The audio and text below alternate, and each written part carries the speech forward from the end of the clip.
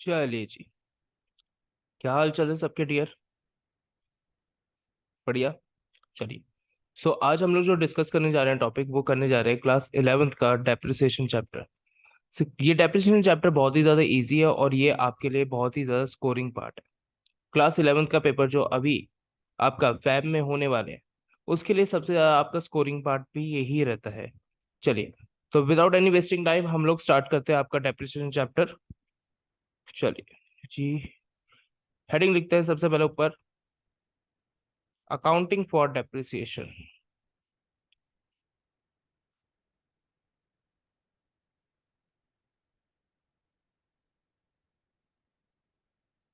आज को जो हमारे पास में टॉपिक है अकाउंटिंग फॉर डेप्रिसिएशन, उसका लेक्चर नंबर 1 है। लेक्चर नंबर 1 है आपका अकाउंटिंग फॉर डेप्रिसिएशन। सबसे पहले डेप्रिसिएशन के टॉपिक को स्टार्ट करने से पहले मैं थोड़ा सा आपके साथ में डेप्रिसिएशन के टॉपिक के रिगार्डिंग कुछ बेसिक्स को डिस्कस कर लेता हूँ। आइए जी। तो सबसे पहले आपको पता है कि डेप्रिसिएशन हम लोग ऑलवेज चार्ज करते हैं असेट्स के ऊपर। अब असेट्स के ऊपर चार्ज करने का मतलब यहाँ पे क्या होता है, कौन से असेट्स के ऊपर चार्ज करते हैं, कौन सा ऐसा शेड्यूल होता है जो आपको कहता है कि असेट्स के ऊपर इसको चार्ज किया जाता है। सबसे पहले देखिए, आपने chapter number 2 basics of accounting terms में आपने पढ़ा था कि आपके पास जो असेट्स होते हैं वो दो टाइप्स के होते हैं।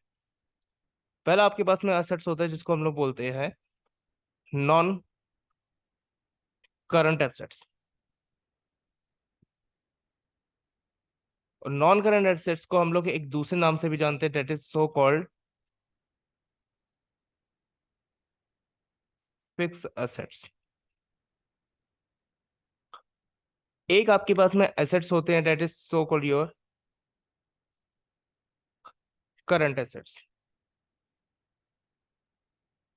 अब आपने यहाँ पे बहुत ही बेसिक टर्म्स में इसको सीखा हुआ है कि करंट एसेट्स आपके पास में क्या होता है एंड नॉन करंट एसेट्स आपके पास में क्या होता है। इस चैप्टर को समझने के लिए आपको करंट एसेट्स के बारे में इतना ज्यादा जानने की जरूरत नहीं है। सिर्फ अगर आप नॉन करंट एसेट्स के बारे में पढ़ेंगे तो वो ही आपके लिए सफिशिएंट है। चलिए। अब हम लोग डिस्कस करते हैं कि आखिर आपके पास में नॉन करंट एसेट्स की क्या क्या टाइप्स होती है। सबसे पहले अगर मैं बताऊं आपको कि current assets non current assets को हम लोग एक छोटे से नाम से जानते हैं, that is which can not be which can not be converted into cash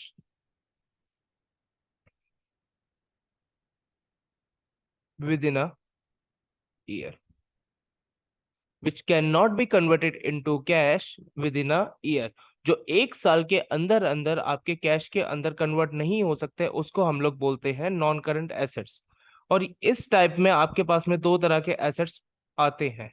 और वो दो तरह के एसेट्स आपके पास में कौन से होते हैं उसको अभी हम लोग यहाँ पे डिस्कस करते हैं। पहला आपके पास में होता है टेंजिबल एसेट्स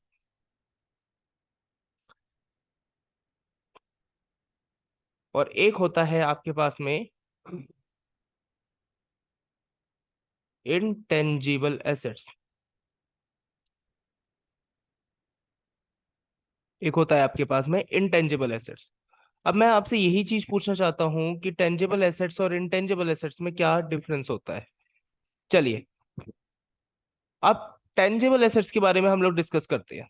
सबसे पहला आपको डेप्रिसिएशन के चैप्टर में अच्छा स्कोर करने के लिए टेंजेबल एसेट्स और इनटेंजेबल एसेट्स के बारे में आपको प्रॉपर फॉर्म पता होने चाहिए कि टेंजेबल एसेट्स आपके पास में क्या होते हैं एंड इनटेंजेबल एसेट्स आपके पास में क्या होते हैं। चलिए, तो सबसे पहले आपको पता है चैप्टर नंबर 1 में आपने बहुत अच्छे से पढ़ रखा है कि I am so sorry, chapter number 2 में आपने बहुत अच्छे से पढ़ रखा है कि कि टेंजेबल एसेट्स आपके पास में क्या होते हैं। टेंजेबल एसेट्स वो होते हैं जिनके पास में एक फिजिकल एग्जिस्टेंस होती है। आसान भाषा में बोलूं तो जिसको हम लोग देख सकते हैं, जिन एसेट्स को हम लोग छू सकते हैं, वो आपके पास में टेंजिबल एसेट्स होते हैं। और कोई एसेट्स आपके पास में इस टाइप के होते हैं जिसको ना तो हम देख सकते हैं, जिसको ना ही हम लोग छू सकते हैं, वो आपके पास में इनटेंजिबल एसेट्स होते हैं। और उनको सिर्फ हम लोग फील कर सकते हैं, वो आपके पास में इनटेंजिबल एसेट्स की कैटेगरी में आते हैं। अब अगर मैं आपसे बात करूं कि टेंजेबल एसेट्स आपके पास में कौन से टाइप के एसेट्स होते हैं। टेंजेबल एसेट्स आपके पास में होते हैं which can be seen and which can be touch, जिसको हम लोग देख सकते हैं, जिसको हम लोग छू सकते हैं, वो आपके पास में टेंजेबल एसेट की कैटेगरी में काउंट होते हैं। आइए मैं यहां पे लिख देता हूं, विच कैन बी सी और टच, जिसको हम लोग देख सकते हो या तो जिसको हम लोग छू सकते हो, वो आपके पास में टेंजिबल एसेट की कैटेगरी में आते हैं। और वेयर एस इनटेंजिबल एसेट की कैटेगरी में कौन से एसेट्स आते हैं, विच can not be seen and touch, which can not be seen and touch, जिसको ना तो हम लोग देख सकते हैं और जिसको ना ही हम लोग छू सकते हैं, वो आपके पास में इनटेंजिबल एसेट की कैटेगरी में फॉल करते हैं। आइए तो अब और डीपली डिस्कशन करते हैं कि आपके पास में टेंजिबल एसेट कौन कौन से होते हैं। देखिए, टेंजिबल एसेट्स का मतलब आपके पास में होता है जिसके पास में कोई एक फिजिकल एग्जिस्टेंस हो, यानी कि जो आप देख सकते हो, जिनको आप देख सकते हो, जिनको आप छू सकते हो, वो आपके टेंजेबल एसेट की कैटेगरी में फॉल करते हैं। अगर मैं पॉइंट बताऊं आपके बारे में, कि सबसे पहले बिल्डिंग, आप हाईवे वाले एरियाज पे जाते हो तो आज के टाइम में बहुत सारे वहां पे सोसाइटियां कंस्ट्रक्ट कर रहे हैं। तो सोसाइटी को कंस्ट्रक्ट करने करने के लिए तो लोगों की वहां पे जो सोसाइटीज होती है वो हाउसिंग सोसाइटीज होती है, जहाँ पे बड़ी बड़ी बिल्डिंग्स खड़ी होती है, जहाँ पे बड़ी बड़ी बिल्डिंग्स को कंस्ट्रक्ट किया जा रहा है। और उन बड़ी बड़ी बिल्डिंग को कंस्ट्रक्ट करने के लिए आपको वहां पे एक तरह से, देखिए हम ज्यादा वहां पे डिटेल में नहीं समझते हैं, बड़ी बड़ी बिल्डिंग्स को वहां पे कंस्ट्रक्ट किया जा रहा है। यस, क्या वो बड़ी बड़ी बिल्डिंग्स को आप देख सकते हैं? Obviously sir. और क्या उन बड़ी बड़ी बिल्डिंग्स को आप छू सकते हैं? ऑब्वियसली। तो आपके पास में जो बिल्डिंग एक असेट हो गया, क्या वो एक टेंजेबल एसेट्स होता है? यस सर, वो एक आपका टेंजेबल एसेट्स हो गया। आइए नेक्स्ट हम लोग टॉपिक पे बात करते हैं, that is your furniture. That is furniture. Furniture आपके पास में एक ऐसा एसेट होता है जिसको आप देख सकते हो, जिसको आप लोग छू सकते हो, और जिसको आप अपने ऑफिस में यूज करते हैं, जिसको आप अपने ऑफिस में यूज करते हैं। अगर आप किसी भी ऑफिस में जाते हैं, अपने इंस्टीट्यूट में भी जाते हैं, आप ऑफिस में भी जाते हैं, आपके घर में भी फर्नीचर्स होते हैं, अगर वो फर्नीचर्स को आप छू सकते हैं, देख सकते हैं, तो फिर वो आपकी टेंजेबल एसेट की कैटेगरी में फॉल करते हैं। ठीक है, जाहिर सी बात है, टेबल, जिस टेबल पे आप बैठे हैं, वो टेबल आपका फर्नीचर ही तो है, क्योंकि उसको आप देख सकते हैं, उसको आप छू सकते हैं, वो आपके पास में कौन सा एसेट हो गया? टेंजिबल एसेट हो गया। ठीक है, नेक्स्ट आपके पास में आता है कि मशीनरीज, ये बहुत इंपॉर्टेंट पॉइंट। मशीनरी, फैक्ट्रीज आप लोग लगाते हैं, वहां पे मशीनरीज को प्लांट करते हैं। फैक्ट्रीज में जो भी आप रॉ मटेरियल को फिनिश गुड्स के अंदर कन्वर्ट करते हैं, उस कन्वर्ट करने के लिए मशीनरी का इंस्टॉल होना बहुत ज्यादा जरूरी होता है। क्या बिना मशीनरी के इंस्टॉल करे आप रॉ मटेरियल को फिनिश गुड्स में कन्वर्ट कर लोगे? सर, डिपेंड करता है कि कौन से आप गुड्स को कन्वर्ट कर रहे हो। लाइक अगर आप अगर आप नॉर्मली देखो, गन्ने के जूस निकालने के लिए, गन्ने का जूस निकालने के लिए आप देखते हैं तो कोई स्ट्रीट वेंडर अपने एक हाथ वाली मशीन भी लेकर आता है, जिससे कि वो हाथ से गन्ने का जूस निकालता है, जिसके लिए बहुत ज्यादा मैन पावर की जरूरत होती है। अब उस मशीन में बहुत ज्यादा मैन पावर की जरूरत हो रही है, तो इसलिए वो ज्यादा टाइम कंज्यूमिंग भी है। और आप अपने लोकल जूस स्टोर पे अगर जाके देखेंगे तो वहां पे गन्ने का जूस निकालने के लिए मशीन्स लगी हुई है, वो प्रोसेस आपका ज्यादा टाइम कंज्यूमिंग नहीं होता। बट क्या वो उसने किसी एक रॉ मटेरियल को एक फिनिश्ड गुड्स के अंदर कन्वर्ट कर दिया? Yes sir. और उस रॉ मटेरियल को फिनिश्ड गुड्स के अंदर कन्वर्ट करने के लिए आपका एक मशीनरी को इंस्टॉल किया गया, और उस मशीनरी को भी हम लोग कौन सी कैटेगरी में फॉल करते हैं? टेंजेबल एसेट्स की कैटेगरी में फॉल करते हैं, क्योंकि उसके पास में भी एक फिजिकल एग्जिस्टेंस है। अब फिजिकल एक्सिस्टेंस मशीनरी के पास है, तभी तो वहां पे रॉ मटेरियल को फिनिश गुड्स में कन्वर्ट किया जा रहा है। होपफुली ये पॉइंट भी आपको समझ में आ गया होगा। चलिए नेक्स्ट आपके पास में आता है प्लांट। प्लांट बड़ी बड़ी फैक्ट्रीज के अंदर जो प्लांट्स लगाए जाते हैं उसे हम लोग प्लांट बोलते हैं, उनके पास में भी फिजिकल एग्जिस्टेंस होता है। उन प्लांट्स को भी आप देख सकते हो, उन प्लांट्स को भी आप छू सकते हैं। एंड नेक्स्ट आपके पास में फिफ्थ पॉइंट आता है, that is so called your land. क्या लैंड के पास में फिजिकल एग्जिस्टेंस होता है? Yes sir. आप जमीन पे खड़े हुए हैं तभी तो उसके ऊपर बिल्डिंग बन सकती है। जिस जमीन अगर जमीन का टुकड़ा नहीं होगा तो बिल्डिंग कहाँ पे बनाओगे? आसमान में। बिल्डिंग तो आसमान में बन नहीं सकती, तो इसलिए आपके पास में अगर जमीन का टुकड़ा है तो ही उस पे क्या बन सकती है? बिल्डिंग बन सकती है। होपफुली ये पॉइंट भी आपको समझ में आ गया होगा। चलिए जी, नेक्स्ट आपके पास में आते हैं इंटेंजिबल एसेट्स में। इंटेंजिबल एसेट्स आपके पास में कौन कौन से एसेट होते हैं जिसके पास में फिजिकल एग्जिस्टेंस नहीं होते, लेकिन वो भी एक बिजनेस को चलाने के लिए बहुत ही ज्यादा इंपॉर्टेंट होती है। अब बिना किसी गुडविल या बिना किसी रेपुटेशन के आपके पास में आपका बिजनेस अच्छे से रन नहीं कर सकता। तो एक गुडविल जो होती है वो बहुत ही ज्यादा इंपॉर्टेंट एसेट होती है आपके बिजनेस के लिए। अगर आपके बिजनेस की कहीं पे भी गुडविल नहीं है, यानी कोई भी रेपुटेशन आपके बिजनेस की नहीं है, तो कोई भी कस्टमर आकर आपके बिजनेस से सामान परचेज करना नहीं पसंद करेगा। तो जब आपका कोई कस्टमर आके सामान परचेज नहीं करेगा, तो उस केस में क्या होगा? आपके सारे के सारे कस्टमर आप कोई भी पर्सन सामान परचेज नहीं करेगा। यस। तो प्रॉफिट होगा आपको? नहीं सर। जब प्रॉफिट ही नहीं होगा तो क्या बिजनेस आप कर पाओगे? नहीं सर। आप इकोनॉमिकली सरवाइव भी नहीं कर पाओगे। ठीक है, तो गुडविल एक बहुत ही ज्यादा इंपॉर्टेंट असेट होता है एक बिजनेस के लिए। Next, trademark. आपने बहुत सारे प्रोडक्ट्स पे देखा होगा वो ट्रेडमार्क्स लेते हैं। क्या ट्रेडमार्क्स को आप देख सकते हो, छू सकते हो? नहीं सर। आप बस ट्रेडमार्क को फील कर सकते हो, यस ये मेरा ट्रेडमार्क है। ऐसे ही आप गुडविल को भी मैं बोलता हूँ। क्या आपने कभी गुडविल देखी है? Yes yes sir. हमने देखा है कि घर पे हम लोग मम्मी पापा से पिटते रहते हैं, तो फिर वो आपकी गुडविल है। Yes sir. लेकिन अगर मैं यही बात आपसे बोलूं कि क्या आपने अपनी गुडविल को छुआ है? क्या आपने अपनी गुडविल को एक्चुअली अपनी आंखों से देखा है? नहीं सर। आपने अपनी गुडविल को ना तो आंखों से देखा है, ना ही आपने अपनी गुडविल को छुआ है। वो गुडविल एक आपकी रेपुटेशन है, आपने बस अपनी गुडविल को फील किया हुआ है। ठीक है जी। चलिए, ट्रेडमार्क के लिए भी हम लोग डिस्कशन कर चुके हैं। आइए नेक्स्ट पॉइंट आता है आपके पास में पेटेंट्स। नेक्स्ट पॉइंट होता है आपके पास में पेटेंट्स। क्या पेटेंट यानी कोई चीज का रजिस्ट्रेशन, क्या आप किसी चीज का रजिस्ट्रेशन को देख सकते हो, छू सकते हो? नहीं sir.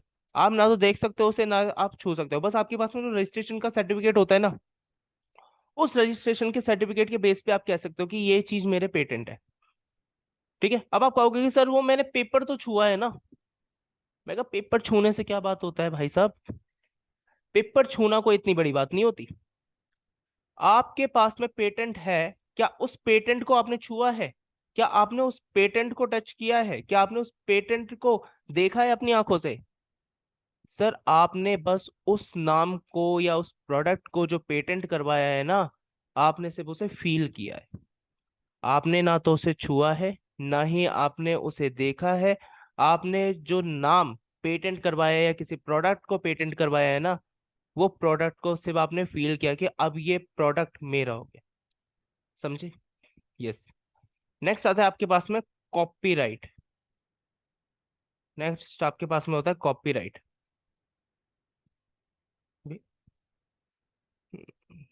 Copyrights. Copyrights. Sir copyrights ले लेते हैं। आप अगर मेरे नोट्स देखते हो, अगर आप मेरे इंस्टीट्यूशन में आते हो, तो उस इंस्टीट्यूशन में मैं आपको नोट्स प्रोवाइड करता हूँ। वो नोट्स जो है वो मेरे हाथ के खुद लिखे हुए नोट्स हैं। तो वो नोट्स पे मेरा कॉपीराइट चलता है। सर तो वो देखिए जो नोट्स मैंने लिखी है, सर मेरे हाथ में ना मेरे नोट्स हैं सिर्फ। मेरे हाथ में सिर्फ मेरे नोट्स हैं और कुछ नहीं है। मेरे पास में मेरी बुक्स है। मैं बुक्स को छू रहा हूं, ना कि अपनी कॉपीराइट्स को छू रहा हूं। समझ में आई बात? इसलिए कॉपीराइट क्लेम भी आप उसको देख नहीं सकते, उसको आप छू नहीं सकते, बस आप क्या कर सकते हो? उसे फील कर सकते हो। तो यहाँ पे हम लोग डिटेल डिस्कशन कर चुके हैं about tangible assets and intangible assets, लेकिन अब हमारी एक डिस्कशन अब स्टार्ट होनी यहाँ पे हमें अब स्टार्ट करनी है। सर यहाँ पे क्या बात बोली जाती है कि सर ऑल, आइए यहाँ पे, अगर आपको साथ के साथ में नोट्स ये प्रिपेयर करने हैं, आपको यहाँ पे साथ के साथ में नोट्स प्रिपेयर करने हैं, तभी आपकी अच्छे से प्रैक्टिस हो पाएगी। आगे आगे पार्ट्स में मैं आपको बहुत सारे क्वेश्चंस भी करवाऊंगा, तो उन क्वेश्चंस को भी आपको साथ के साथ में नोट करना है और मेरे साथ के साथ में सॉल्व भी करने हैं। चलिए, all tangible all tangible assets are depreciable in nature. All tangible assets are depreciable in nature, but all intangible assets are not depreciable in nature. All intangible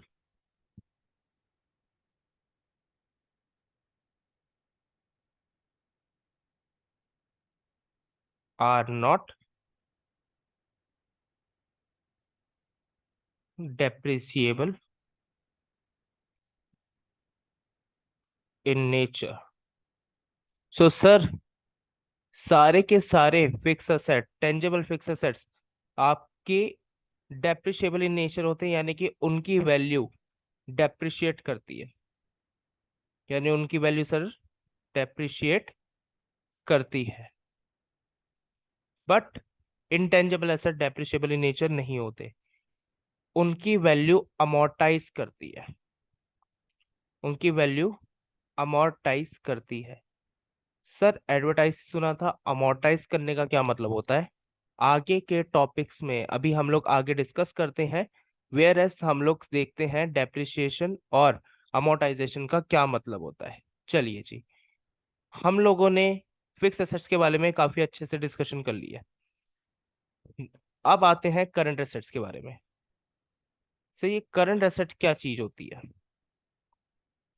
ये करंट एसेट्स क्या चीज होती है? करंट एसेट सिंपल एक चीज होते हैं which can be converted into cash within a year, जिसको मैं कैश के जिसको मैं कैश के अंदर कन्वर्ट कर सकता हूँ विद इन अ ईयर, वो हमारे पास में करंट एसेट्स कहलाए जाते हैं। सर बहुत सारे एग्जांपल्स भी होते होंगे फिर तो, मैंने कहा यस। चलिए जी एग्जांपल्स लिखते हैं। सबसे पहले स्टॉक। अगर आपने अपना बिजनेस खोला है, अगर आपने अपना बिजनेस खोला है, मान लेते हैं ग्रोसरी स्टोर का आपके पास में बिजनेस है, आज सुबह आप नया नया स्टॉक लेकर आए हैं, और जो आज सुबह नया नया स्टॉक लेकर आए हैं उसमें हाईली पॉसिबिलिटी होगी कि आज आपका वो स्टॉक बिक सकता है या कल भी बिक सकता है।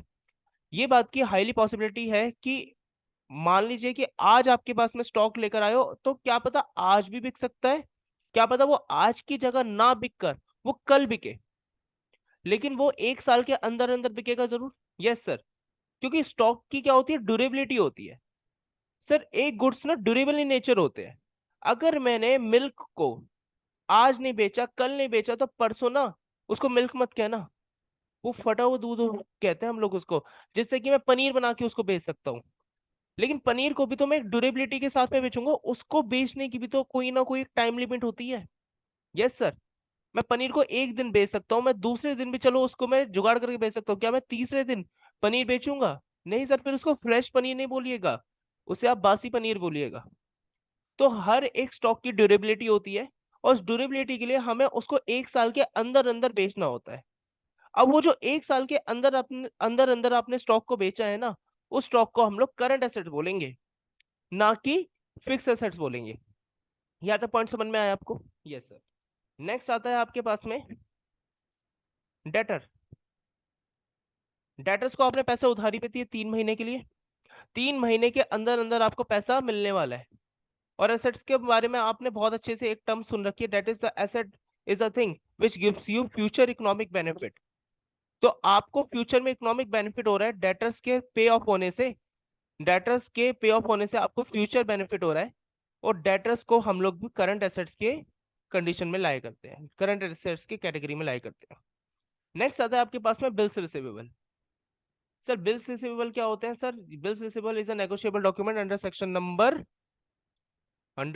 नंबर 5, क्योंकि सेक्शन नंबर 5 में आपने पढ़ा था नेगोशिएबल इंस्ट्रूमेंट एक्ट में कि बिल्स ऑफ एक्सचेंज डॉक्यूमेंट होता है जहां पे आप कोई भी क्रेडिट सेल या क्रेडिट परचेस करते हैं तो आपको उसकी फ्यूचर में पेमेंट रिसीव या पे करनी पड़ सकती है। बिल्स ऑफ एक्सचेंज के चैप्टर में हमने काफी डिटेल में पढ़ रखा है इसके बारे में। Yes sir. नेक्स्ट आते हैं बिल्स, ये हो गया आपके पास में।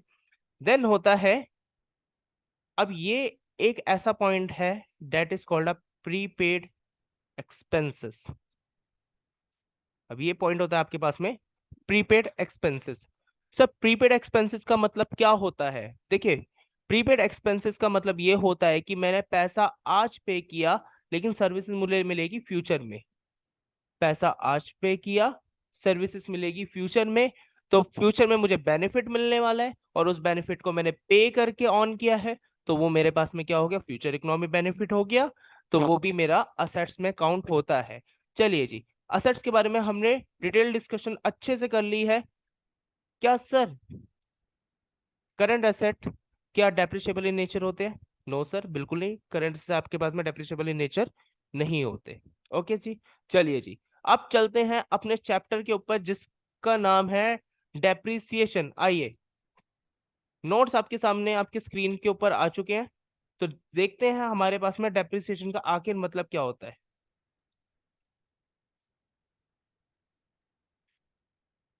चलिए जी, depreciation, what is depreciation?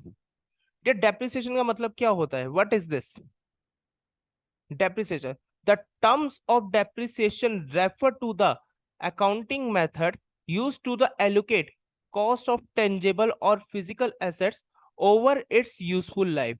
So the depreciation represents, so depreciation represent how much of an asset's value being used, and it allow the companies to earn revenue.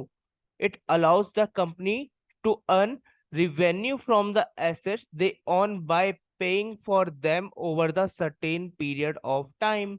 Sir, depreciation का मतलब आपके पास में होता है कि डेप्रिसिएशन ना एक अकाउंटिंग मेथड है, और अकाउंटिंग मेथड को यूज करके, इस अकाउंटिंग मेथड को यूज करके मैं अपने असेट की कोई भी कॉस्ट निकाल सकता हूं। और कौन सा एसेट हो गया? Tangible asset sir, tangible assets. और क्योंकि उनके पास में क्या होता है? फिजिकल एग्जिस्टेंस होता है, इसलिए टेंजेबल एसेट्स को हम लोग फिजिकल एसेट्स भी बोलते हैं। So over the useful life, कि अब डेप्रिसिएशन को लगाने का मतलब क्या होता है कि सर आज अगर मैंने वैल्यू, आज अगर मैंने कोई मशीन की वैल्यू, मशीन को परचेस किया है ना, तो 3 साल बाद, 4 साल बाद या 10 साल बाद उस मशीन की कितने की वैल्यू होती है, उसको मैं डेप्रिसिएशन से निकाल सकता हूँ। डेप्रिसिएशन का मेथड यूज करके मैं उसकी वैल्यू को कैलकुलेट कर सकता हूँ। It allows to company to earn revenue from the assets and they own paying on to the certain period of time. Company को ये मेथड अलाउ करता है कि आप उस पे, आप उसको यूज करके एक सर्टेन टाइम पीरियड तक उस एसेट्स को यूज करके आप उस पे अपना रेवेन्यू को जनरेट कर सकते हो। बट जबकि कंपनी के पास में कोई भी एंटायर अकाउंट नहीं होता है एक असेट परचेस करने का, कि मैंने कौन सा एसेट का परचेस किया है, so the immediate cost of the ownership is significantly reduce. कि हमेशा क्या होता है कि एक आपके पास में ना प्रॉपर ये नहीं पता होता कि वो एसेट आपका कब तक चलेगा, तो इसलिए एक टाइम पीरियड के बाद में ना आपके एसेट की वैल्यू रिड्यूस होने लग जाती है। ठीक है, क्योंकि आपकी ओनरशिप की वैल्यू एक तरह से रिड्यूस होने लगती है। तो कोई भी अकाउंटिंग टर्म डेप्रिसिएशन को ग्रेटली इफेक्ट नहीं करते कंपनी के प्रॉफिट पे। अगर मैं बात करूं कि कंपनी के प्रॉफिट पे क्या डेप्रिसिएशन ग्रेटली इफेक्ट करता है? नहीं सर, ज्यादा ग्रेटली इफेक्ट नहीं करता। So company can also the depreciate by the long term asset for the both tax accounting purposes. Tax accounting के पर्पसेस के लिए हम लोग डेप्रिसिएशन को लॉन्ग टर्म एसेट के बेसिस पे भी कैलकुलेट कर सकते हैं। ठीक है सर। चलिए जी, नेक्स्ट क्या आते हैं? Depreciation can be converted with the amortisation. अभी हमने पढ़ा था कि अमोर्टाइजेशन क्या चीज होती है सर, जो इंटेंजिबल एसेट्स पे लगाई जाती है, which account the change in the value over the time intangible assets. जो इंटेंजिबल एसेट की over the time value change करती है उसे हम लोग क्या बोलते हैं, अमोर्टाइजेशन। फिक्स एसेट्स की वैल्यू, फिक्स एसेट्स में टेंजिबल एसेट्स की वैल्यू डेप्रिसिएशन की वजह से चेंज होती है, और अमोर्टाइजेशन यानी इंटेंजिबल एसेट्स की वैल्यू किसकी वजह से चेंज होती है, अमोर्टाइजेशन की वजह से चेंज होती है। अगर मैं बात करूं कि इस पॉइंट के रिगार्डिंग हमारा अकाउंटिंग स्टैंडर्ड नंबर 10 हमें क्या बात बोलता है, अकाउंटिंग स्टैंडर्ड नंबर 10 कहता है कि sir as per the accounting standard number 10 depreciation is nothing. Depreciation कुछ नहीं है अकाउंटिंग स्टैंडर्ड नंबर 10 की अकॉर्डिंग, अगर मैं बताऊं तो डेप्रिसिएशन हमारे पास में कुछ नहीं है, but a charge that the allocate to the estimate allocate to an assets systematically over its useful life। अगर मैं डेप्रिसिएशन चार्ज करता हूँ ना तो फिर मैं ये बताता हूँ कि सिस्टमेटिकली हम असेट्स को कैसे यूज करें अपनी ओवर द लाइफ, कि हमें कितने साल तक वैल्यू, हमें कितने साल तक मशीनरी की वैल्यू यूज करनी है। मैंने बोला 8 साल तक अगर मुझे यूज करनी है तो मैं डेप्रिसिएशन से ये कंपनी ये कैलकुलेट कर सकता हूँ कि 8 साल तक अगर मुझे मशीनरी की वैल्यू चलानी है ना, तो 8 साल बाद में मेरी मशीनरी की वैल्यू कितनी होगी, और अगर मैं उसे 8 साल बाद बेचूंगा तो मुझे कितना पैसा मिलना चाहिए। आगे अभी क्वेश्चन करते हैं इसके रिगार्डिंग जो अभी मैंने बात बोली है। चलिए आगे बढ़ते हैं। So the depreciation amount to charge for an asset of each period is the typically recognise the profit and loss of the statement in the business entity on the business entity concept. Okay, चलिए next आपके पास में topic आता है कि sir depreciation के features क्या क्या होते हैं। डेप्रिसिएशन के फीचर्स क्या क्या होते हैं, what are the features of depreciation. Depreciation in the book value of fix asset, depreciation always भी book value of fix assets पे चार्ज करी जाती है। डेप्रिसिएशन ऑलवेज भी charge on the fix value of books book value of fix assets. So depreciation is the declining in the book value of the fixed assets and not the market value of the fixed asset। ठीक है ना, book value का मतलब क्या होता है और market value का मतलब क्या होता है। मार्केट वैल्यू का मतलब होता है जो असेट की करंटली आज आपकी वैल्यू चल रही है उसको हम लोग कौन सी वैल्यू बोलेंगे, मार्केट वैल्यू। और बुक वैल्यू का मतलब क्या होता है, जिस टाइम पे आपकी जिस वैल्यू को आपने अपने बुक्स ऑफ अकाउंट्स में रिकॉर्ड कर रखा हो वो आपके पास में बुक वैल्यू होती है।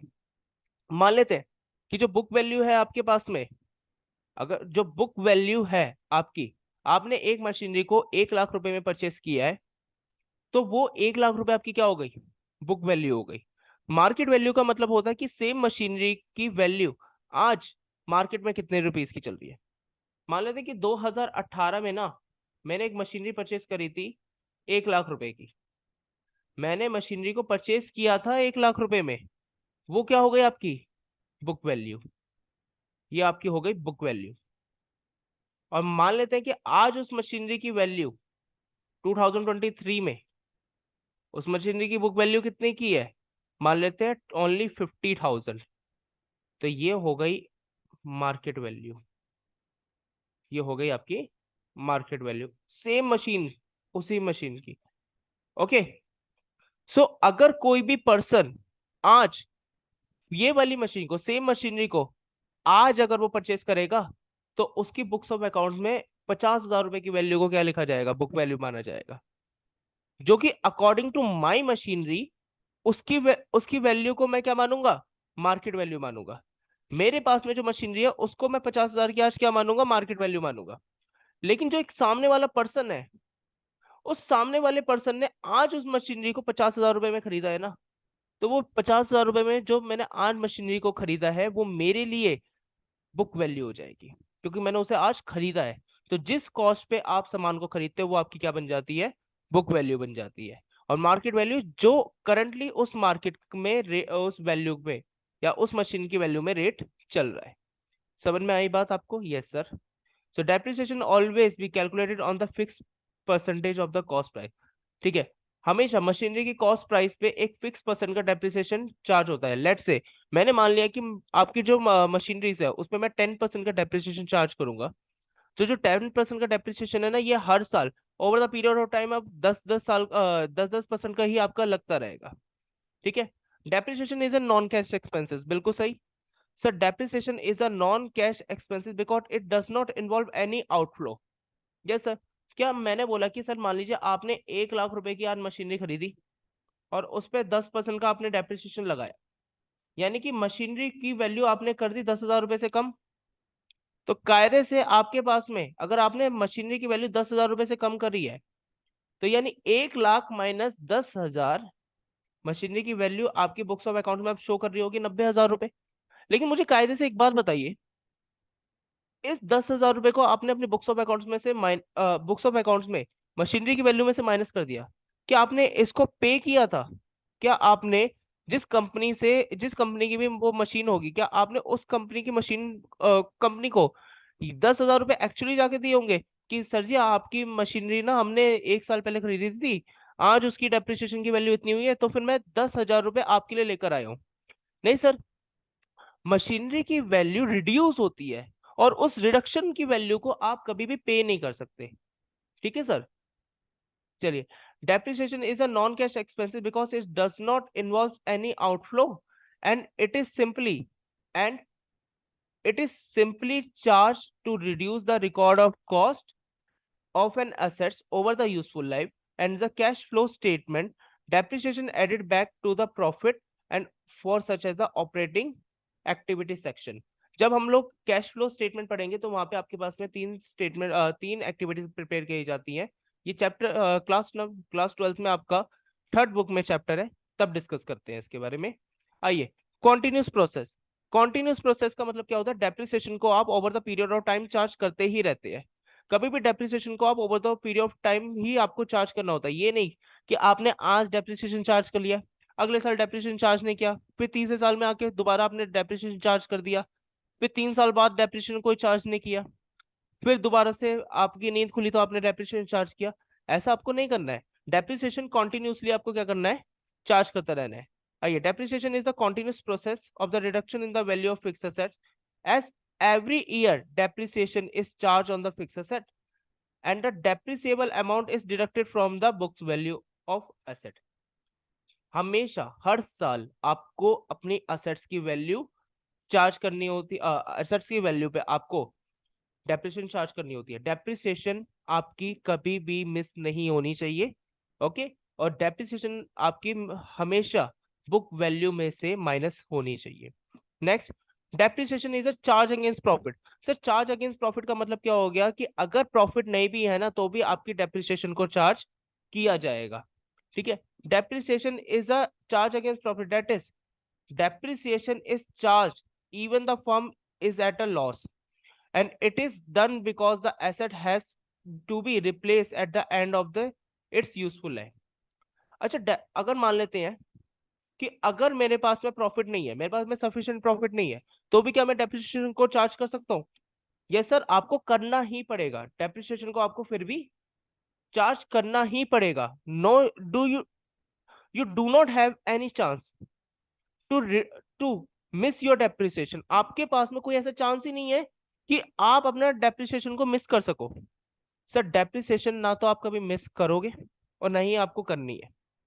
ठीक है ना? क्योंकि सर ये नॉन कैश एक्सपेंसेस है, इससे आपका पैसा नहीं जाएगा। आपका पैसा इससे क्या होगा? आपकी जेब से कैश का आउटफ्लो होगा ही नहीं। जब पैसा आउट आपके कैश का आउटफ्लो होगा नहीं, तो फिर आपके पास में कोई लॉस और कोई प्रॉफिट की बात नहीं है। बट आपकी बुक वैल्यू में क्या होगा? मशीनरी की वैल्यू कम शो हो जाएगी। नेक्स्ट होता है सर, मशीनरी में टैक्स बेनिफिट लगता है।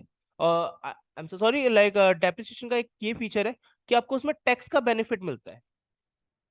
अभी जब आप एक आगे चैप्टर पढ़ेंगे, that is so called your final accounts. Final accounts में आप बनाते हैं प्रॉफिट एंड लॉस अकाउंट।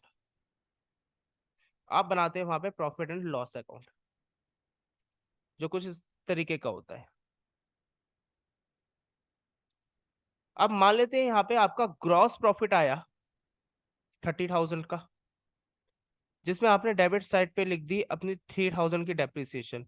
मैं अजम्पशन ले रहा हूँ, कोई एक फिक्स मेथड नहीं है।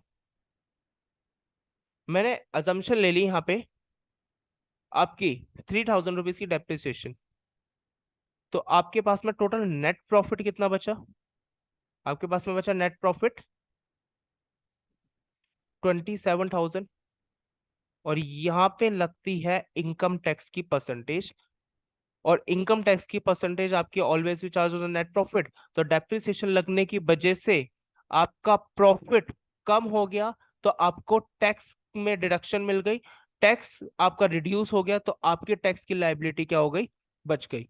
तो जैसे टैक्स की लाइबिलिटी आपकी बच गई, तो आपको टैक्स बेनिफिट मिल गया उस पे। आइए, it provide a tax benefit to the company and depreciation adjusted to the profit before payment of taxes.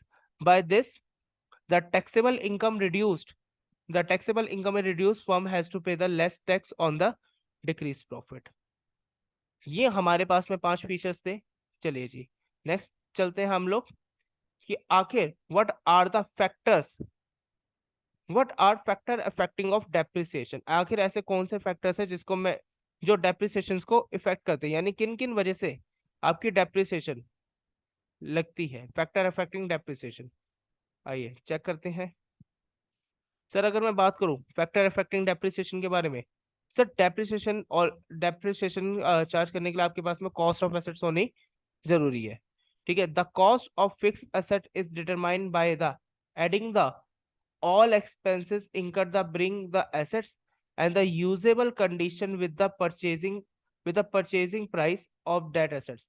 मान लेते हैं कि हमने 30,000 रुपए का एक एसी खरीदा था, और ये एसी अभी शॉप पे है, यानी शॉप वाले भैया ने मेरे को बताया सर एसी की वैल्यू कितने की है, 30,000 की। अब मेरा घर पे मेरे को एसी लाने के लिए मुझे 500 रुपए का कैरियज का खर्चा पे करना पड़ा, तो वो भी आपकी 30,000 की कॉस्ट में ऐड हो जाएगा। देन घर पे आने के बाद में मेरे घर पे आ गई एसी को इंस्टॉल करने की वाली टीम। 2 भैया आए थे, उन्होंने हमारे एसी को क्या कर दिया, इंस्टॉल कर दिया, और हमसे 1,000 रुपए लेकर चले गए।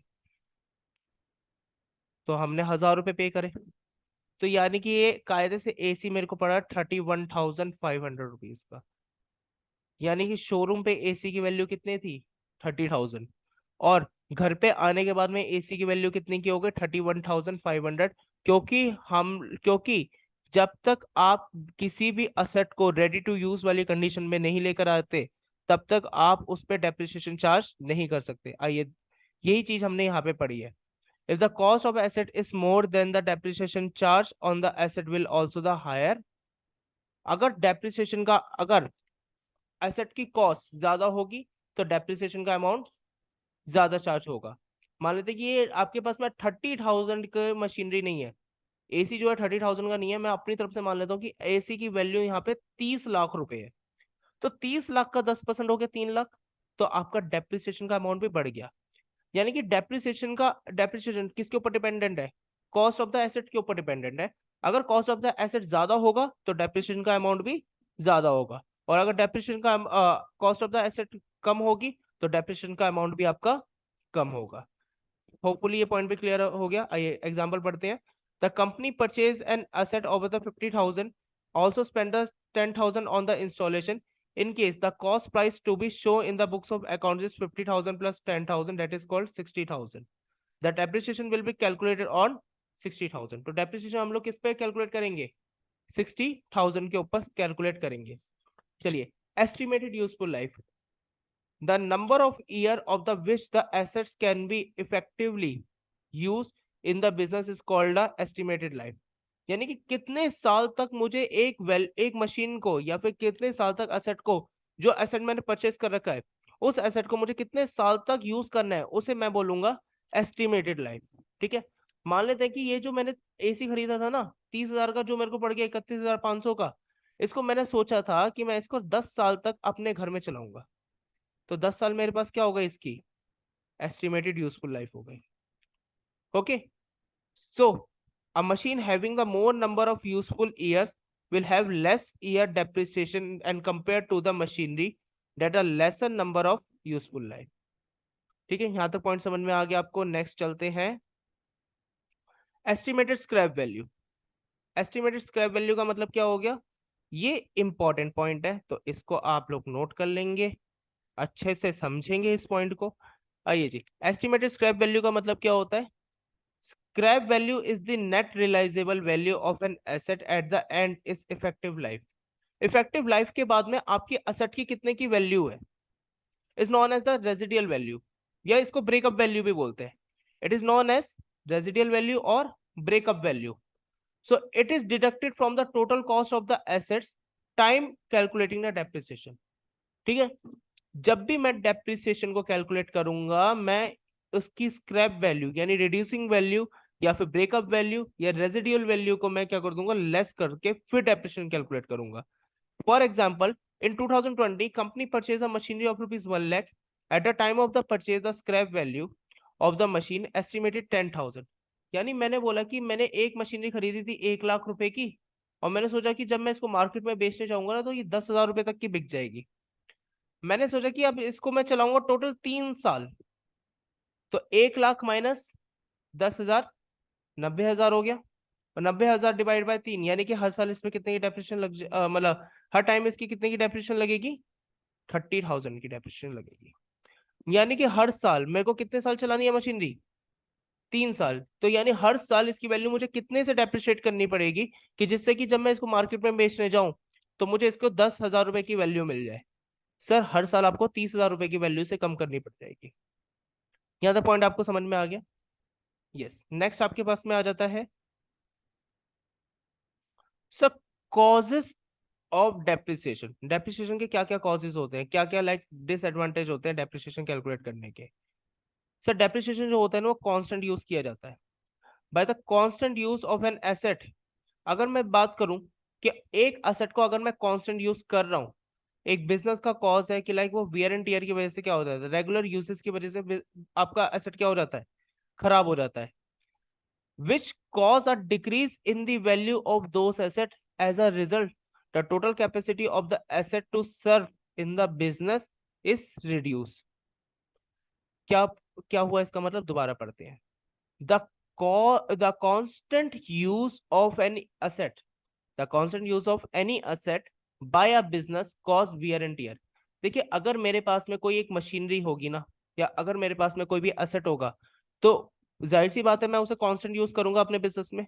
अगर मेरे कोल्ड ड्रिंक का व्यापार है, कोल्ड ड्रिंक का मेरा बिजनेस है, तो कोल्ड ड्रिंक के बिजनेस में रेफ्रिजरेटर जो होगा वो तो कांस्टेंट ही चलेगा, क्योंकि मैं कोल्ड ड्रिंक ठंडी ठंडी करके बेचूंगा। तो जो रेफ्रिजरेटर है वो तो कॉन्स्टेंटली चलेगा।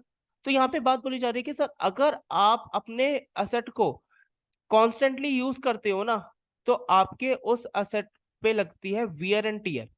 वियर एंड टीयर का मतलब क्या होता है, रेगुलर यूसेज की वजह से लगी गई डेप्रिसिएशन।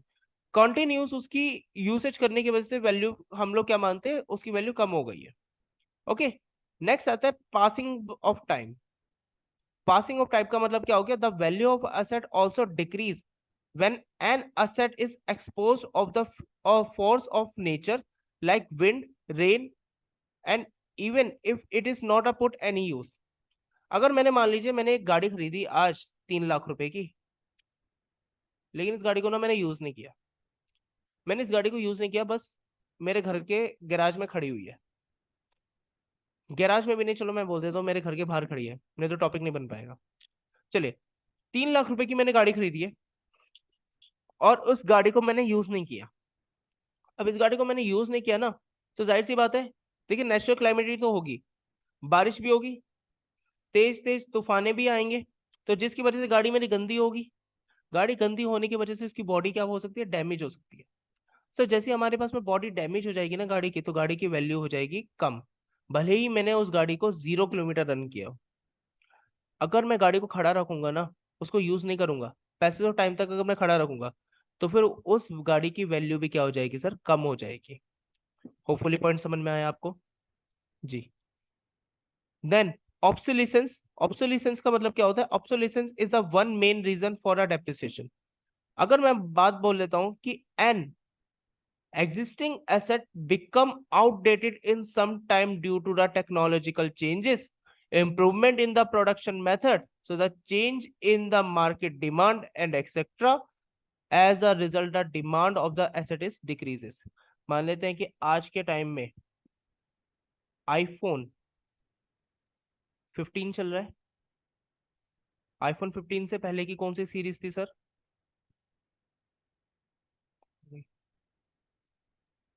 ओ सॉरी सॉरी। हम्म। आईफोन 15 चल रहा है आज मार्केट में, नया नया आया है आपके पास में आईफोन 15। सो मैं आपसे ये पूछना चाहता हूँ, आईफोन 15 से पहले मार्केट में कौन सी आईफोन की सीरीज थी? आईफोन 14। अब आपको पता है हमारे पास में जो ब्लॉगर्स होते हैं, जो फूड ब्लॉगर्स होते हैं, ट्रैवल ब्लॉगर्स होते हैं, वो आईफोन से शूट करते हैं क्योंकि इसकी कैमरा क्वालिटी एक्चुअली बहुत अच्छी है। सो आईफोन 15 के आने की वजह से आईफोन 14 की वैल्यू डाउन हो गई। मार्केट की डिमांड आज के टाइम में आईफोन 15 में आई हुई है, लोग जो भी चाहते हैं वो आईफोन 15 खरीदना चाहते हैं। लेकिन आईफोन 14 वो क्यों नहीं खरीदना चाहते? क्योंकि सर आज के टाइम में उसका एक बेटर वर्जन मार्केट में आया हुआ है। अब जब बेटर वर्जन मार्केट में आया हुआ है ना, तो इस वजह से आईफोन 14 की वैल्यू कम हो गई है और आज के टाइम में आईफोन 15 की वैल्यू बढ़ गई है।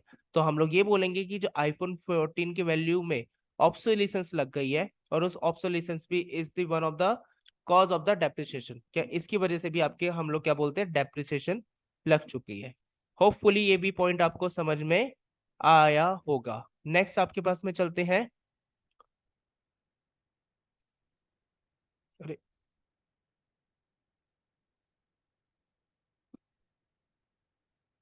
नेक्स्ट हम लोग चलते हैं यहाँ पे। By expiration of legal rights, there are some assets that are used in the business for the certain time period, and the time period is determined by the agreement is which the tenure of the particular asset is mentioned। मान लेते हैं, देखिए कभी कभार कुछ ऐसे assets होते हैं जिसको हम लोग एक पर्टिकुलर टाइम पीरियड ही यूज कर पाते हैं, जैसे हमारा पेटेंट्स का राइट हो गया, हमारे कॉपीराइट्स हो गए, हमारे लीज हो गए, तो इसकी वैल्यू भी हमारे पास में कम हो जाती है क्योंकि एक टाइम पीरियड के बाद में ये क्या हो जाते हैं, ये एक्सपायर्ड हो जाते हैं। ओके। देन एक होता है एक्सीडेंट। मान लेते हैं कि एसेट, मान लेते हैं कि आपके एक कार है, कार आपने नई नई शोरूम से निकलवाई, चमचमाती हुई गाड़ी, नई नई आपने अपनी गाड़ी के, नई नई आपने अपने शोरूम से निकलवाई, ठीक है सर, चमचमाती हुई गाड़ी थी, बढ़िया कलर की, ठीक है। पूजा करी, यहाँ पे नारियल आपने फोड़ा, नारियल फोड़ के आपने जैसे जय श्री गणेश किया, एक्साइटमेंट में इतनी तेज एक्सीलेटर दब गया कि सामने जाकर सीधा दीवार पे गाड़ी टकरा गई, गाड़ी सीधा दीवार पे जाके टकरा गई। इधर से गाड़ी शोरूम से बाहर निकली, उधर से गाड़ी दोबारा पीछे वाले गैराज में जाकर सर्विस सेंटर के अंदर आ गई कि सर मेरी गाड़ी को ठीक कर दो। सर आज आपने गाड़ी खरीदी थी 10 लाख रुपए की, गाड़ी आज ही ठुक गई, और गाड़ी जैसे आज ठुकी तो गाड़ी रिपेयरिंग पे चली गई। गाड़ी रिपेयरिंग पे जाने के बाद में क्या गाड़ी की सेम वैल्यू रहेगी? नहीं सर। मार्केट में अगर आप गाड़ी को बेचने जाओगे ना, तो गाड़ी को ये बोला जाएगा कि सर वो किसी एक एक्सीडेंट में इन्वॉल्व थी, तो आप उसकी वैल्यू न्यू गाड़ी के हिसाब से मैं नहीं दूंगा। एक्सीडेंट में इन्वॉल्व करने के बाद में गाड़ी की वैल्यू भी क्या हो जाती है, डाउन हो जाती है। आइए पढ़ते हैं।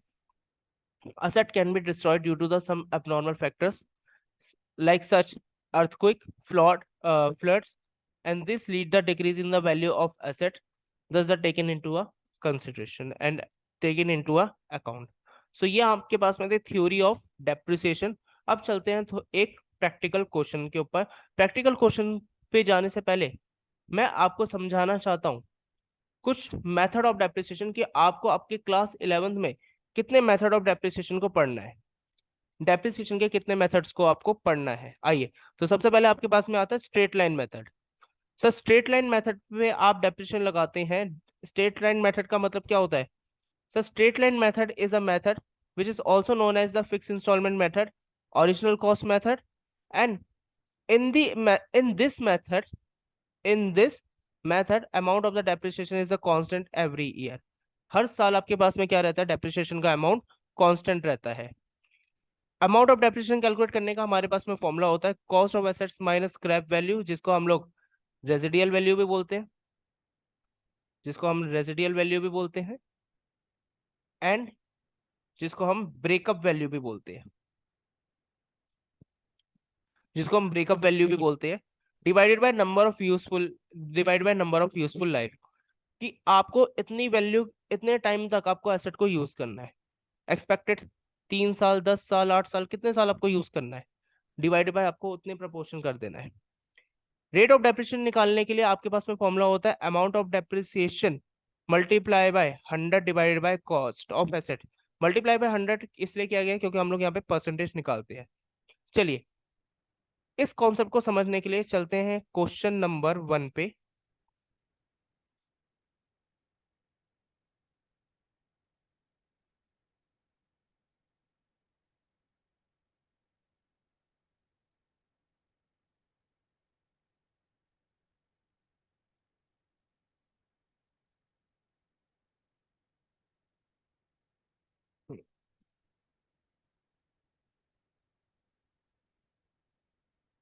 क्या हो गया जनाब? चलो पर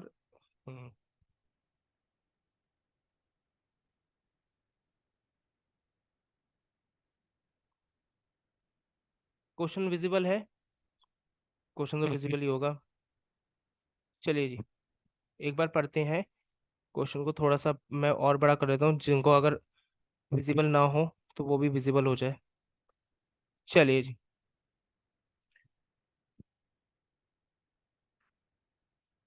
क्वेश्चन में बोले जा रहे हैं, question number 1, calculate the amount of the annual depreciation and rate of depreciation under the straight line method SLM, जिसको हम लोग शॉर्ट फॉर्म में SLM भी बोलते हैं, from the following: purchase a second hand machinery of ₹96,000, spend 24,000 on its cartage repairs and installation.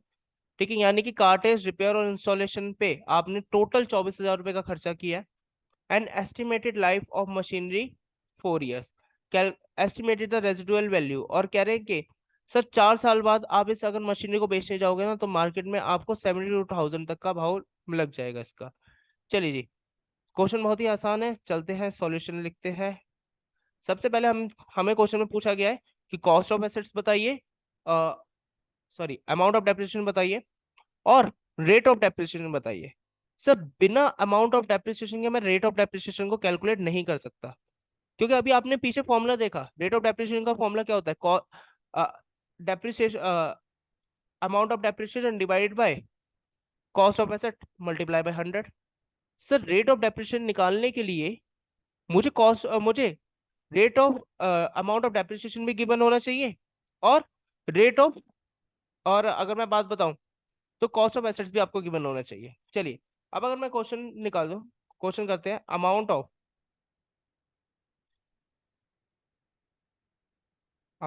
Of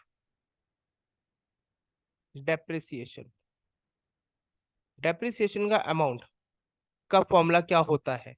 अभी अभी हमने पढ़ा sir, cost of assets minus scrap value, minus scrap value divided by number of useful life, number of useful life. चलिए जी, cost of assets आपको कितना दिया हुआ है सर क्वेश्चन में? कॉस्ट ऑफ एसेट्स आपको गिवन है क्वेश्चन में, क्वेश्चन में गिवन है आपको 96,000, एंड जिसपे 24,000 रुपए की आपकी क्या लगाई गई है, फर्दर इंस्टॉलेशन, यानी फर्दर कुछ एक्सपेंसेस लगे हुए हैं। अभी अभी हम लोगों ने मेथड में पढ़ा, उसको भी हम लोग क्या कर लेते हैं, ऐड करते हैं। ठीक है, तो यानी कि कॉस्ट ऑफ एसेट आपके पास में 96,000 प्लस 24,000 माइनस स्क्रैप वैल्यू आपके पास में है 72,000 डिवाइडेड बाय कितने साल तक आपको मशीन को ऑपरेट करना है, कितने साल तक आप चाहते हो कि ये सेकेंड हैंड मशीनरी ऑपरेट हो? सर टोटल 4 लाख, और सॉरी 4 साल। 4 लाख में तो पता नहीं दुनिया कहाँ की कहाँ पहुंच जाएगी। 4 साल तक आप चाहते हो कि आपकी ये सेकेंड हैंड मशीनरी अब चले, तो यानी 96,000 प्लस 24,000 की वैल्यू आई आपके पास में 1,20,000, जिसमें आपको 72,000 करना है माइनस, डिवाइड बाय कितने साल तक चलाना चाहते हो, 4 साल तक। तो मशीनरी की वैल्यू आप तो 1,20,000 माइनस 72,000 डिवाइडेड बाय 4 किया हमने। तो यानी कि हर साल मुझे 12,000 रुपए की क्या लगानी पड़ेगी, डेप्रिसिएशन लगानी पड़ेगी। हर साल मुझे 12,000 रुपए की डेप्रिसिएशन लगानी पड़ेगी, जिससे कि मेरे पास में क्या होगा, मेरी 4 साल बाद में रेजिडियल वैल्यू जो होगी वो कितने की आएगी, 72,000 की आएगी। आइए अगर हम लोग देखें कि इसका रेट कितना होता है, इसका आपका रेट कितना बनता है, रेट के बारे में एक बार जज कर लेते हैं। रेट ऑफ डेप्रिसिएशन का फॉर्मूला आपके पास में क्या होता है?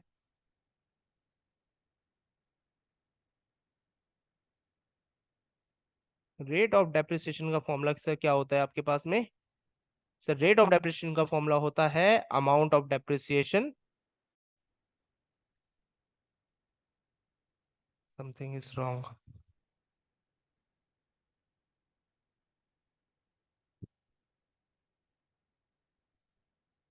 रेट ऑफ डेप्रिसिएशन का फॉर्मूला के बारे में,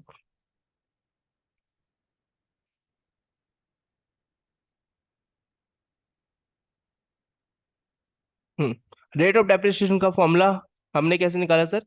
amount of depreciation divided by cost of assets multiply by 100। Amount of depreciation आया आपके पास में 12,000। कॉस्ट ऑफ एसेट्स आपके पास में कितने की आ गई sir? 96,000 plus 24,000, that is 1,20,000 multiply by 100। तो टोटल आपके पास में रेट कितना आया, 10% का। यानी कि आपके पास में रेट कितना है सर, 10% का। यहाँ तक कोई डाउट? तो चलिए आगे चलते हैं हम लोग अपने कॉन्सेप्ट पे चलते हैं। चलिए अब अगर एक बार हम लोग प्रूव करें कि क्या एक्चुअली 4 साल बाद में क्या मेरी मशीन की वैल्यू 72,000 होगी। यहाँ पे क्वेश्चन में लिखा है कि सर अगर आप हमारे बनाई हुई इक्वेशन के अकॉर्डिंग, अगर मैं 4 साल तक 12,000 रुपए की डेप्रिसिएशन लगाता हूँ, तो मेरी मशीन की वैल्यू कितने की हो जाएगी 4 साल बाद में? 72,000 की। आइए देखते हैं। तो जिसके लिए कॉस्ट ऑफ एसेट्स आपके पास में कितना है, 96,000 प्लस 24,000, 1,20,000, जिसमें मैंने पहले साल की डेप्रिसिएशन माइनस करी, डेप फॉर 1 ईयर यानी फर्स्ट ईयर 12,000। एसएलएम के केस में डेप्रिसिएशन का अमाउंट सेम रहता है 12,000। कितना हो गया, 1,20,000 माइनस 1,20,000 माइनस 12,000, डेट इज 1,08,000।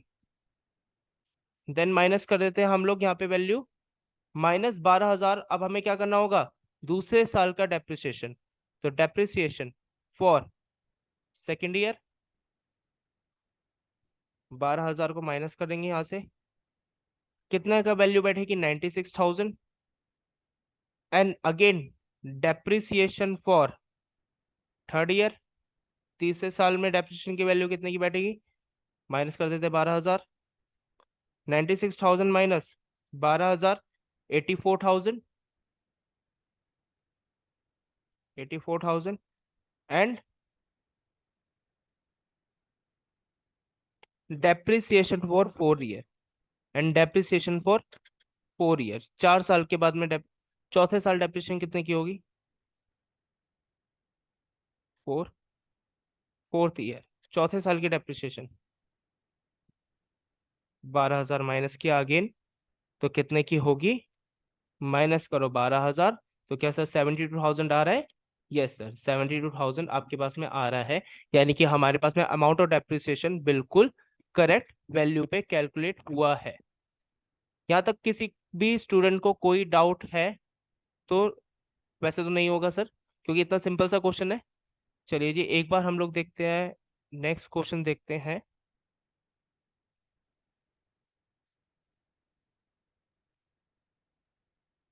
चलिए देखते हैं। On 1 April 2015 x purchase a machinery costing 4 lakhs and spent 5 lakhs on its installation. The estimated value of machinery is 10 years. After the residual value, after the residual value will be 50,000 only. So find out the annual depreciation according to the fixed installment method. Prepare machinery account for the first 3 years. Okay sir, बहुत ही आसान question है, इसको भी हम लोग cut करके दूसरे page पे ले चलते हैं। Add to new page. चलिए सर जी ऊपर आ जाओ।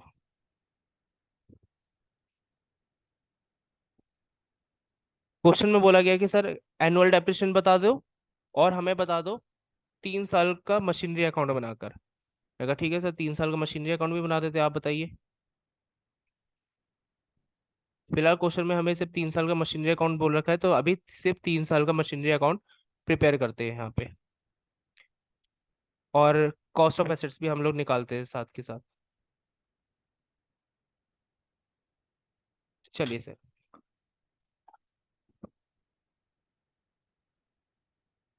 और तो सबसे पहले सर मशीनरी अकाउंट को प्रिपेयर करने से पहले हमें यहाँ पे क्या निकालना है? Annual depreciation. एनुअल डेप्रिसिएशन का मतलब क्या होगा? Amount of depreciation annually. So amount of depreciation कितना हो गया आपके पास में? Cost of assets,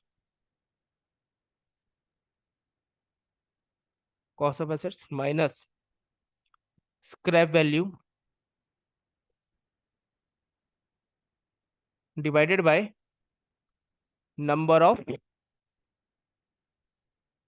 useful life. Sir annual amount, amount कितना है एसेट्स का आपके? ओनली 4 लाख रुपीज की वैल्यू है, जिसपे 50,000 रुपए का खर्चा किया गया, तो 4 लाख प्लस 50,000 रुपए का खर्चा किया गया है, यानी कि मशीनरी की टोटल वैल्यू हो गई 4.5 लाख रुपए, जिसमें से 50,000 रुपए की स्क्रैप वैल्यू है, और आपको मशीनरी चलानी है कितने साल? 10 साल। तो अमाउंट ऑफ डेप्रिसिएशन आपके पास में कितना है? अमाउंट ऑफ डेप्रिसिएशन हो गया 4 लाख डिवाइड बाय 10, यानी कि 40,000 रुपए आपको हर साल क्या लगानी है इस पे? डेप्रिसिएशन लगानी है, जिससे कि 10 साल बाद में इसकी वैल्यू कितने की हो जाएगी? 50,000 की हो जाएगी। फिलहाल हमसे यहाँ पे पूछा था कि find out the annual depreciation according to the fix instalment method and prepare machinery account. अब हमें यहाँ पे एक एक्स्ट्रा चीज पूछी है, that is called a prepare machinery account. हमें मशीनरी अकाउंट यहाँ पे प्रिपेयर करना है। चलिए देखते हैं मशीनरी अकाउंट को हम लोग यहाँ पे कैसे प्रिपेयर करते हैं। चलिए जी, तो मैं फॉर्मेट यहाँ पे ड्रॉ कर लेता हूँ, आप भी हमारे साथ में मिलकर फॉर्मेट को ड्रॉ करेंगे अपने अपने रजिस्टर्स में। चलिए जी।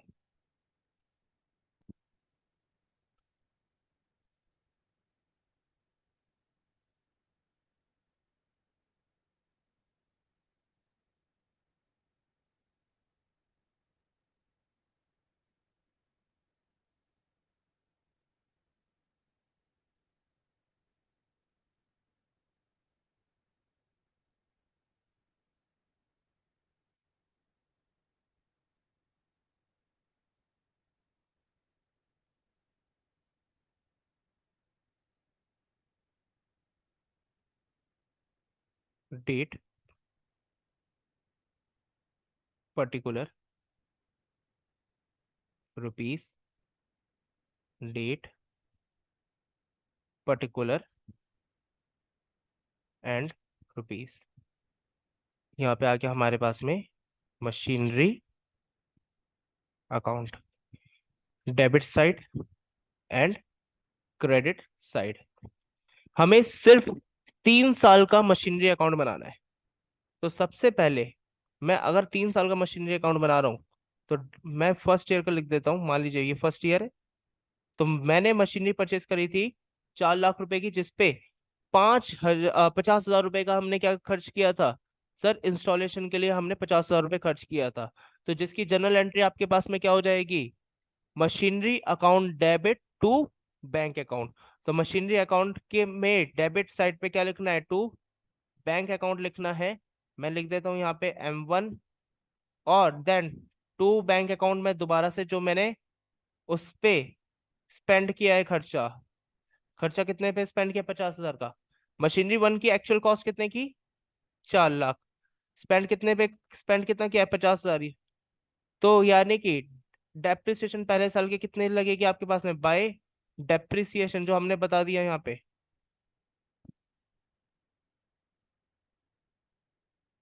डेप्रिसिएशन, डेप्रिसिएशन कितने की लगेगी सर, 40,000 रुपए की।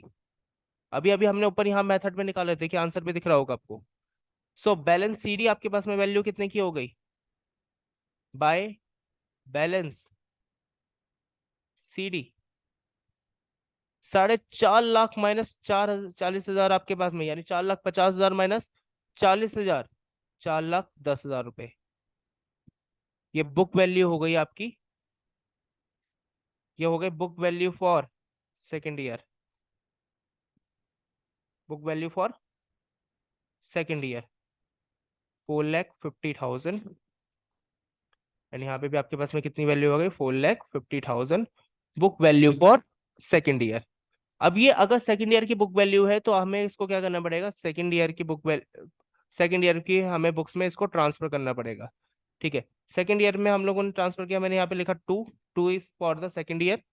तो मैं यहाँ पे लिख दूंगा to balance, to balance brought down, to balance brought down आपके पास में कितना है, 4,10,000 रुपए।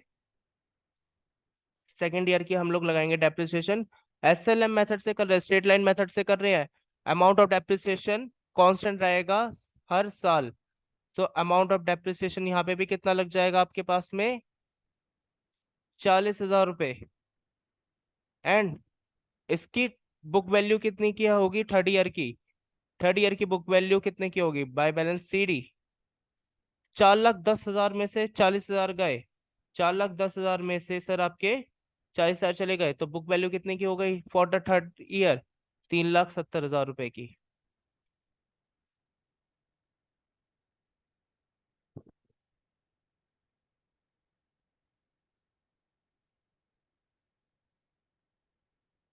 यहाँ पे कितना वैल्यू है, 4,10,000, 4,10,000 थर्ड ईयर की बुक वैल्यू है, थर्ड ईयर की बुक वैल्यू है, तो फिर हमें क्या करना पड़ेगा, ये जो क्लोजिंग आया है इसको भी हमें क्या किधर ट्रांसफर करना पड़ेगा, थर्ड ईयर की बुक वैल्यू बनाने के लिए बैलेंस बीडी लिखना पड़ेगा। तो टू बैलेंस बीडी लिखेंगे 3,70,000 रुपए का, जिसपे डेप्रिसिएशन लगेगी थर्ड ईयर की बाय डेप्रिसिएशन 3,70,000 नहीं लिखेंगे, सॉरी, हम लोग यहाँ पे लिखेंगे 40,000 रुपए, क्योंकि डेप्रिसिएशन का रेट यहाँ पे क्या है, कांस्टेंट है। और आपकी बुक वैल्यू कितने की आ जाएगी, by balance CD book value for fourth year कितने की होगी सर, 3,70,000 में से 40,000 माइनस करे, 3,30,000। और यहाँ पे आपकी जो क्वेश्चन की रिक्वायरमेंट थी वो कंप्लीट हो गई है। एंड हमारे पास यहाँ पे क्वेश्चन भी आपका सॉल्व हो चुका है, फॉर योर काइंड इंफॉर्मेशन। जिन्होंने ध्यान नहीं दिया क्वेश्चन में, वो बिल्कुल दोबारा से अपने क्वेश्चन को रिपीट करेंगे और देखेंगे। फिलहाल थोड़ा सा बेसिक बता देता हूँ आपको इसका, कि ये जो बैलेंस सीडी है, ये जो आपके पास में बैलेंस सीडी है, ये बैलेंस सीडी क्या करता है, नेक्स्ट ईयर की बुक वैल्यू को रिप्रेजेंट करता है। यानी चाल अगर आज 2018 में मशीनरी की वैल्यू, अगर 2018 में मशीनरी की वैल्यू 4,10,000 है, तो ये 4,10,000 रुपये 2019 की बुक वैल्यू होगी। और उसके बाद में 3,70,000 रुपये, 3,70,000 रुपये 2020 की बुक वैल्यू होगी। एंड 3,30,000 रुपये जो आपके पास में आ रही है, ये देखिए, मैं दोबारा से इसको स्टेटमेंट वाइज लिख देता हूँ। 4,10,000 रुपये किसकी कौन सी ईयर की बुक वैल्यू है, 2019 की। मैंने मशीनरी परचेज करी है 2018 में, तो डेप्रिसिएशन लगने के बाद में मेरे पास में बुक वैल्यू कौन सी ईयर की आएगी सर, 2019 की। ये वाली कौन सी ईयर की बुक वैल्यू होगी सर, 2020 की। और ये वाली सर कौन सी बुक वैल्यू होगी, 2021 की।